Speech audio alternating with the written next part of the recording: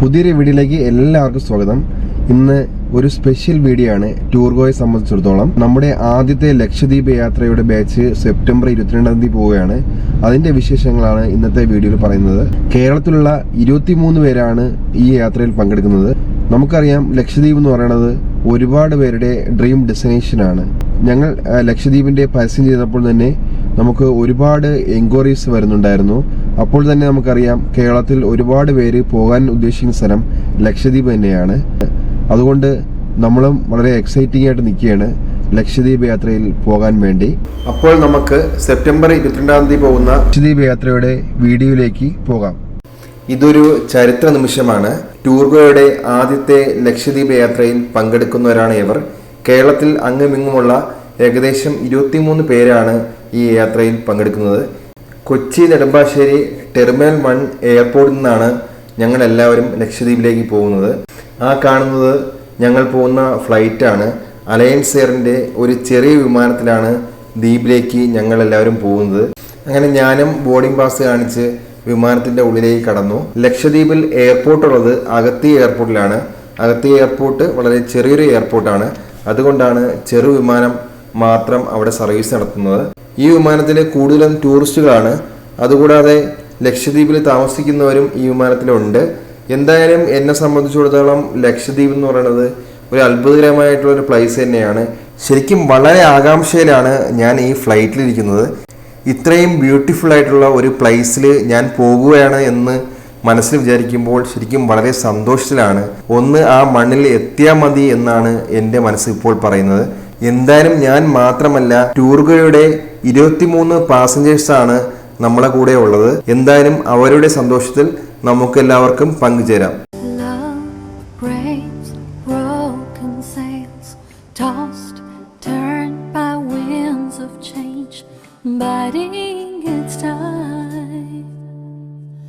Life stays a frozen frame, frayed, pale with sands of time, feeling forlorn. And I see the grey gloom in starless skies, and I hear the woeful notes in pining larks, and I see the wilting blooms of lavender. Over and over the secrets ashore, over and over the hues wait for dawn. Ever forever and home in your arms, ever forever I give you my soul. Faith, hope, turn the tide, stars collude and pave your path. ശരിക്കും ഈ വിമാനത്തിൽ ഇരുന്നുകൊണ്ട് തന്നെ നമ്മൾ ഏത് ഡെസ്റ്റിനേഷനിലും പോയാലും കാണാൻ കഴിയാത്ത കുറേ കാഴ്ചകൾ ഞാൻ കണ്ടു. കൊച്ചിയിൽ നിന്ന് ടേക്ക് ഓഫ് ചെയ്ത് ഏകദേശം 15-20 മിനിറ്റ് കഴിഞ്ഞാൽ പച്ചപ്പ് ഒന്നും കാണാൻ കഴിയില്ല. പിന്നെ കാണുന്നത് താഴെ നീലക്കടലും മുകളിൽ നീലാകാശവും ഉള്ള വളരെ മനോഹരമായിട്ടുള്ള ഒരു കാഴ്ചയാണ് പിന്നെ ഞങ്ങൾ കാണുന്നത്. അത് ഒരുപാട് സമയം ഇങ്ങനെ നീലക്കടലിലൂടെ നമ്മൾ സഞ്ചരിച്ചുകൊണ്ടേയിരിക്കും. അതൊരു പ്രത്യേക എക്സ്പീരിയൻസ് തന്നെയാണ്. അങ്ങനെ അഗത്തിയിലേക്ക് നമ്മളെല്ലാവരും എത്തിയിരിക്കുകയാണ്. അഗത്തിയുടെ ആകാശ ദൃശ്യമാണ് ഈ കാണുന്നത്. വെള്ളത്തിൻ്റെ കളറൊന്നും ഒരു രക്ഷയില്ല. ഇതാണ് അഗത്തി എയർപോർട്ടിൻ്റെ റൺവേ. ഇതാണ് റൺവേയിലേക്ക് വിമാനം ഇറങ്ങിക്കൊണ്ടിരിക്കുകയാണ്. ശരിക്കും കടലിലേക്ക് ഞങ്ങൾ ഇറങ്ങുന്നത് പോലെയാണ് എനിക്ക് ഫീൽ ചെയ്യുന്നത്. ഒരു രക്ഷയില്ലാത്ത വ്യൂ ആണ്. ശരിക്കും നിങ്ങൾ നേരിട്ട് തന്നെ ഇത് അനുഭവിക്കണം.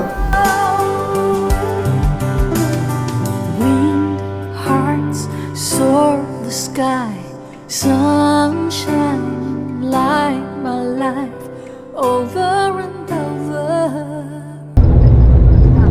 over and over.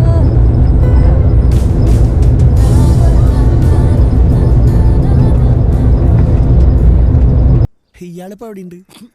ഇന്ത്യയിലുള്ള സകല മണ്ണും ചവിട്ടി തീർത്ത് ഇപ്പൊ ലക്ഷദ്വീപിലേക്കാണ് പോക്ക്. ലക്ഷദ്വീപ്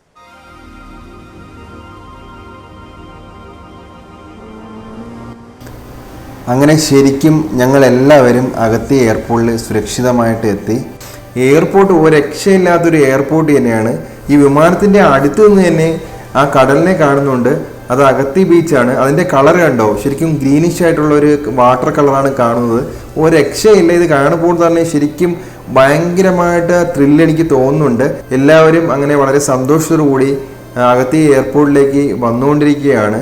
ഇതാണ് അഗത്തി എയർപോർട്ടിൻ്റെ ഓഫീസ് കെട്ടിടം എന്ന് പറയുന്നത്. ഇതാണ് നമ്മുടെ കൊച്ചിയിലെ വാട്ടർ മെട്രോ സ്റ്റേഷൻ. അത്രയൊക്കെ ഉള്ളു ഇവിടുത്തെ എയർപോർട്ട് എന്നൊക്കെ പറയുന്നത്. നമ്മൾ എയർപോർട്ടിൽ ഇറങ്ങി നമ്മുടെ പെർമിറ്റ് എല്ലാം കാണിച്ച് ഡോക്യുമെൻറ്റ്സ് എല്ലാം ക്ലിയർ ആയിട്ട് എല്ലാവരും അഗത്തി എയർപോർട്ടിൻ്റെ പുറത്തിറങ്ങുകയാണ്. പുറത്തിറങ്ങിയപ്പോൾ തന്നെ ടൂർ ഗൈഡ് ടീം ഞങ്ങളെല്ലാവരെയും സ്വീകരിക്കാൻ വേണ്ടി റെഡിയായി നിൽക്കുകയായിരുന്നു. ഇനി നമ്മളെല്ലാവരും ഹോം സ്റ്റേയിലേക്ക് പോകുകയാണ്. ഇത് എയർപോർട്ടിൻ്റെ പുറത്തിറങ്ങുമ്പോൾ തന്നെ കാണുന്ന ബീച്ചാണ്. ഈ ബീച്ചിൻ്റെ കളറൊക്കെ നോക്കി പഞ്ചാര മണലും ഗ്രീൻ വാട്ടറും കോമ്പിനേഷൻ ഒരക്ഷയില്ല. എന്തായാലും നമുക്ക് ഇനിയും ഒരുപാട് കാഴ്ചകൾ കാണാനുണ്ട്. എന്തായാലും നമ്മൾ എല്ലാവരെയും വീട്ടിലേക്ക് കൊണ്ടുപോയിക്കൊണ്ടിരിക്കുകയാണ്. അങ്ങനെ അഗത്തി എയർപോർട്ടിൻ്റെ പുറത്തേക്ക് ഞങ്ങൾ എല്ലാവരും ഇറങ്ങുകയാണ്. അങ്ങനെ അകത്തിൽ നിന്ന് നമ്മളെല്ലാവരും പുറത്തിറങ്ങിയിരിക്കുകയാണ്. രണ്ട് സൈഡിലും ഒരുപാട് തെങ്ങുകളെ കാണുന്നുണ്ട്. തെങ്ങുകളിൽ ശരിക്കും റെഡും വൈറ്റും കോമ്പിനേഷനുള്ള പെയിന്റ് കാണുന്നുണ്ട്. അതോ ഈ ലെഫ്റ്റ് സൈഡിൽ ഒരു കടൽ കാണുന്നുണ്ട്, അതേപോലെ റൈറ്റ് സൈഡിലും കാണുന്നുണ്ട്. ഈ രണ്ട് സൈഡിലും ഒരേപോലെ കടൽ കാണുന്നുണ്ട്. ശരിക്കും ഒരു അത്ഭുതകരമായിട്ടുള്ള കാഴ്ച തന്നെയാണ്. ഒരിക്കലും ഞാൻ ഇങ്ങനത്തെ ഒരു കാഴ്ച കണ്ടിട്ടില്ല. അതും രണ്ടും രണ്ട് കളർ തന്നെയാണ്. ഒരു രക്ഷയില്ലാത്ത ഒരു അനുഭൂതി തന്നെയാണ് എനിക്ക് ഇപ്പോൾ ഫീൽ ചെയ്യുന്നത്. ആലിക്കുട്ടി, ഇന്നതും പരിപാടിയില്ലേ? ശരി, വെള്ളം വന്നാൽ ബലവിടുവാ പോകണം. നാടും കൂടെ വേണ്ട. ഓക്കെ. ഇവിടുത്തെ ഭാഷ കൊള്ളാം. ഭാഷ മലയാളം തന്നെ. ദ്വീപുകാർ തമ്മി പറയുമ്പോ ഇതാണ് ഭാഷ. തമിഴ്, മലയാളം, കുറച്ച് അറബി എല്ലാം കൂടി ഒരു മിക്സ്. ജെസ്സിറി ഇത് പറയും. ജെസ്സിറി. കരയിൽ ജീവിച്ചവർക്ക് ഇവിടെ തങ്ങാൻ വലിയ പാടാണ് സാറേ. ഒരു അത്യാവശ്യം വന്നാൽ കിണിഞ്ഞ് ഷിപ്പ് വരണതും പോണതെല്ലാം പഠിച്ചവന്റെ ഷെഡ്യൂൾ അനുസരിച്ച. അല്ല സാറെന്ത് ഇങ്ങോട്ട് തന്നെ പോരാൻ? അതും പടച്ചോന്റെ ഷെഡ്യൂളാണ് നിങ്ങൾ വെക്കാകോയ. ലക്ഷദ്വീപ് എന്നുള്ളത് പണ്ടാരെ തട്ടിവിട്ട ബടായാണ് സാർ. ആകെ 10-30 ദ്വീപാണ്ടുണ്ട്. അതിൽ 10 എണ്ണത്തിലെ ആൾ താമസമുള്ളൂ. ഒരു ദ്വീപിൽ നടത്തതിലേക്ക് കപ്പലിൽ പോകേണ്ട ദൂരം ഉണ്ടെന്ന് മാത്രം. ചേർമാൻ പെരുമാള് മതം മാറി. ചേർമാൻ പെരുമാള് കേട്ടിട്ടില്ലേ? ഇല്ല. അയ്യോ, ഒരു പഴയ രാജാവ് കേരളത്തിലെ. ആ പെരുമാള്. 1000 കൊല്ലം മുമ്പത്തെ കഥയാണ്. പെരുമാള് മതം മാറി മക്കയ്ക്ക് പോയപ്പോ ഇഷ്ടക്കൂടലുള്ള മലബാറിലെ ചില അസ്മാദികള് പുള്ളിക്കാരനെ പായ്ക്കപ്പലി അന്വേഷിച്ചു പോയി. തിരികെ കൊണ്ടുവരാൻ കടലിൽ കടന്ന് നട്ടം തിരിഞ്ഞ് അവർ ഇതിലേതോ ദ്വീപിൽ വന്ന് കയറി. അങ്ങനെയാണ് ഇവിടെ ആൾ താമസം ഉണ്ടായെന്നാണ് ഒരു കഥ. അത് ശരി. പെരുമാള് മതം മാറിയതുകൊണ്ടോ എന്തോ ദ്വീപുകാരെല്ലാം ഇസ്ലാമികളാ. എന്തായി കുട്ടി കൊടുക്കുന്നത്? സിനിമയുടെ നോട്ടീസാ? സിനിമയാ? സിനിമ കാണണമെങ്കിൽ നമുക്കൊരു 300 കിലോമീറ്റർ പോകണം സാർ, കൊച്ചി വരെ. ഇവിടെ സിനിമ കാണുന്നൊക്കെ TV-യിലാ. അങ്ങനെ ഞങ്ങൾ താമസിക്കാനുള്ള വീടെത്തി. ഈ വീടുകളിലാണ് ഞങ്ങളെല്ലാവരും താമസിക്കുന്നത്. അങ്ങനെ ഞങ്ങളെല്ലാവരും അല്പം റെസ്റ്റ് ചെയ്തതിനു ശേഷം ലഞ്ചും കഴിഞ്ഞ് ആദ്യത്തെ സൈറ്റ് സീയിങ്ങിന് വേണ്ടി അഗത്തിയിലേക്ക് പുറപ്പെടുകയാണ്. ഞങ്ങൾ ആദ്യം പോകുന്നത് അഗത്തിയിലെ ഈസ്റ്റേൺ ജട്ടി ബീച്ചിലാണ് ആദ്യം പോകുന്നത്.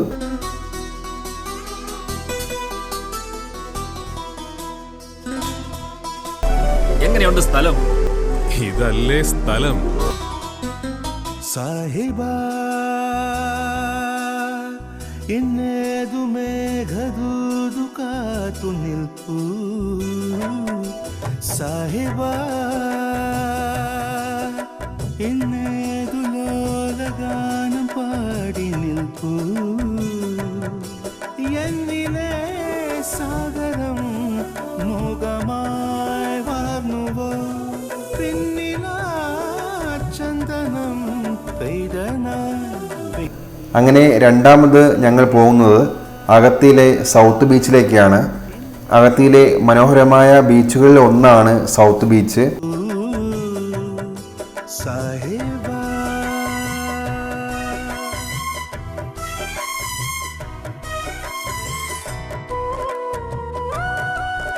അങ്ങനെ വരുന്ന വഴിയിൽ കണ്ട ഒരു കാഴ്ചയാണ്.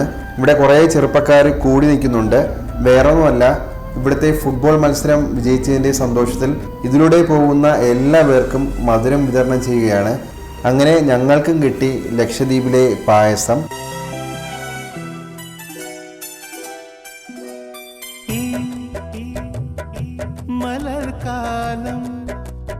അങ്ങനെ രണ്ടാമത്തെ സ്ഥലമായ സൗത്ത് ബീച്ചിലേക്ക് ഞങ്ങൾ എല്ലാവരും എത്തിയിരിക്കുകയാണ്. അനാർക്കലി മൂവിയിലെ പൃഥ്വിരാജ് പറയും പോലെ ഇതല്ലേ സ്ഥലം, ഇതാണ് സ്ഥലം. ആ വെള്ളത്തിൻ്റെ കളറൊക്കെ ശരിക്കും പച്ചയും നീലയും ചേർന്നിട്ടുള്ള കളറാണ്. പിന്നെ ദൂരെ കാണുന്ന ആ മണൽ, പഞ്ചാര മണലിൻ്റെ കളറ് ശരിക്കും ഒരു വൈറ്റ് ഗ്രീൻ ബ്ലൂ കോമ്പിനേഷൻ. പിന്നെ അതിദൂരെ കാണുന്നത് ഒരു കൂട്ടം തെങ്ങുകളാണ്. ഈ മൂന്നും കൂടെ ചേർന്ന് ഒരു കലാകാരൻ്റെ മനസ്സിൽ ബീച്ച് എങ്ങനെയാണോ അതിനേക്കാൾ സുന്ദരമാണ് ഈ ലക്ഷദ്വീപിലെ അഗത്തിയിലെ സൗത്ത് ബീച്ച്. ഇതാണ് ഒരുപാട് പേരുടെ ഡ്രീം ഡെസ്റ്റിനേഷൻ ലക്ഷദ്വീപ് ആകാൻ കാരണം ഇത് തന്നെയാണ്. നമ്മുടെ നാട്ടിലുള്ള ബീച്ചല്ല, ഇത് വളരെ വ്യത്യസ്തമായിട്ടുള്ളൊരു ബീച്ച് തന്നെയാണ് ഈ കാണുന്നത്. സൗത്ത് ബീച്ചിലെ അതിമനോഹരമായിട്ടുള്ള കാഴ്ചകളും കണ്ട് മനസ്സിൽ ഒരിക്കലും മറക്കാത്ത ഒരുപാട് അനുഭവങ്ങളും എൻജോയ്മെൻറ്റ്സും കഴിഞ്ഞ് ഇനി അടുത്ത സൈറ്റ് സീയിങ്ങിലേക്ക് പോവുകയാണ്. ഇനി അടുത്ത സൈറ്റ് സീയിങ് വരുന്നത് ലഗൂൺ ബീച്ചിലാണ്. സൺസെറ്റ് പോയിന്റ് കാണാനാണ് നമ്മൾ ലഗൂൺ ബീച്ചിൽ പോകുന്നത്.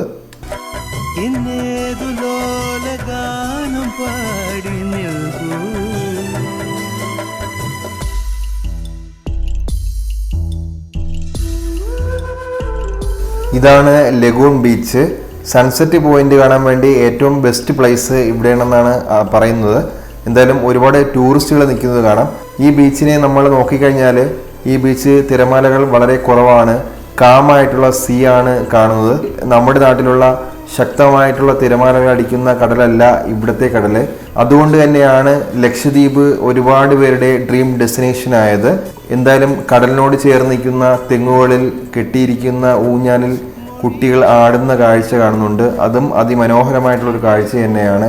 കുട്ടികൾക്കും മുതിർന്നവർക്കും എല്ലാവർക്കും ഒരുപോലെ ഇഷ്ടപ്പെടുന്ന, ഒരുപോലെ എൻജോയ്മെൻറ്റ്സ് ചെയ്യാൻ പറ്റുന്ന ഒരു ബീച്ച് തന്നെയാണ് ലഗൂൺ ബീച്ച്. എന്തായാലും ഈ ടൂർ പാക്കേജിൻ്റെ ആദ്യത്തെ ദിവസത്തിൻ്റെ കാഴ്ചകളെല്ലാം കഴിഞ്ഞിരിക്കുന്നു. ഇനി നേരെ നമ്മൾ വീട്ടിലേക്ക് പോവുകയാണ്. ഇനി രണ്ടാമത്തെ ദിവസത്തിലെ കാഴ്ചകൾ അടുത്ത എപ്പിസോഡിൽ നമുക്ക് കാണാം. എന്തായാലും ഈ ചാനൽ എല്ലാവരും സബ്സ്ക്രൈബ് ചെയ്യണം. അടുത്ത എപ്പിസോഡിന് വേണ്ടി എല്ലാവരും കാത്തിരിക്കുക.